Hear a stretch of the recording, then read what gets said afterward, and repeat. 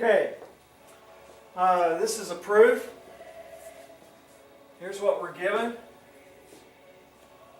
We want to prove that, given that angle 1 is congruent to angle 2, we want to prove that segment AB is congruent to segment CB. Okay, so let's see what we can do with this and see where it goes, okay? Alright, I think I've got the right one here. Now then, statement 1, well, let's just put our given down and see where it goes, okay? Statement 1, angle 1 is congruent to angle 2. Why? Because they told me so. It was given to me. Well, what do we know about angle 3 and angle 2? What kind of angles? What is their relationship? We go talking about all these relationships.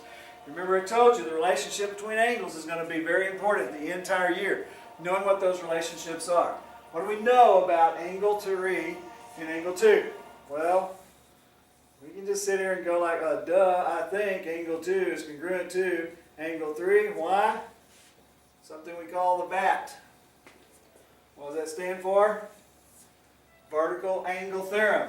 Well, if angle 1 is congruent to angle 2 and angle 2 is congruent to angle 3, then we can automatically come down here and say angle 1 is congruent to angle 3. Why? Identical triplet theorem, or property, the transitive property. Well, if angle 1 is congruent to angle 3, sides that are opposite, okay, sides that are opposite congruent angles are congruent. So we can just come down here and go, done, we got enough done.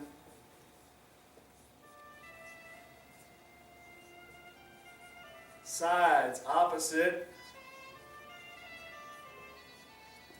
Oh, what is that called? Because of the Isosceles triangle theorem. Converse. Got that done. Okay? Very important to understand these theorems and these relationships. Got one more proof we want to do, show you how to do this. And we'll be done with isosceles triangles. Okay, this is our last thing we're going to do on isosceles triangle. Got a little Kenny G on the sax in the background. Doing some seasonal music. Alright, let's look at this. We've got a triangle. We're told that it's equilateral. Okay? And we're also told that it is what? Angle 1 equals angle 2. So let's put this up here. If it's equilateral, we know that this is equal to this, and AC, well, let's just say segment AC, we know that this whole thing here is congruent to that. Alright? It's equilateral. We also know that this angle here,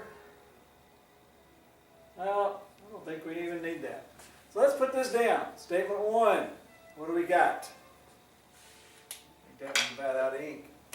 Statement 1. We've got triangle A, B, C. Equilateral. Why? They told us so. It was given to us. Okay? So what does that mean? Well, immediately we can say what? Segment AB is congruent to segment CB. Why?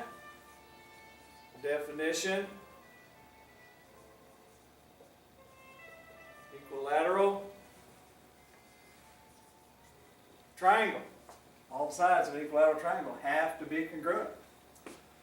Okay? So that is a side, isn't it?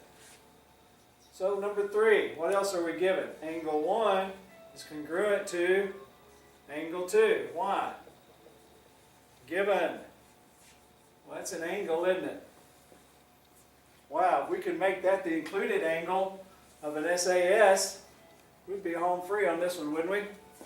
So let's look at 4. What do we know about BD. BD, segment BD is congruent to segment BD. Well, why? Gosh, that sure looks like I looked in the mirror. Reflexive. We got another side, don't we? I've got SAS, so what do we know? We know that triangle CDB is congruent to triangle ADB. Okay, so 5, triangle ADB is congruent to triangle CDB. Why? SAS postulate. Okay? But that's not what we're trying to prove. We're trying to prove that this angle is congruent to that angle.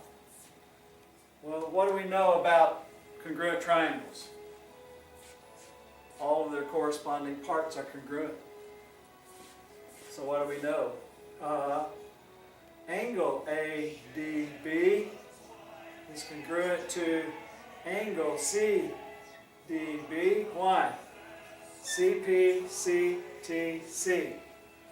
Congruent part, corresponding parts of congruent triangles are congruent.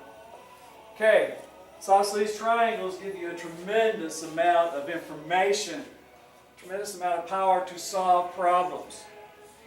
If you're out, you need to solve some distance problems in the open. I've done this in orienteering, mapping, using quadrangle maps in the open, trying to figure out what distances were.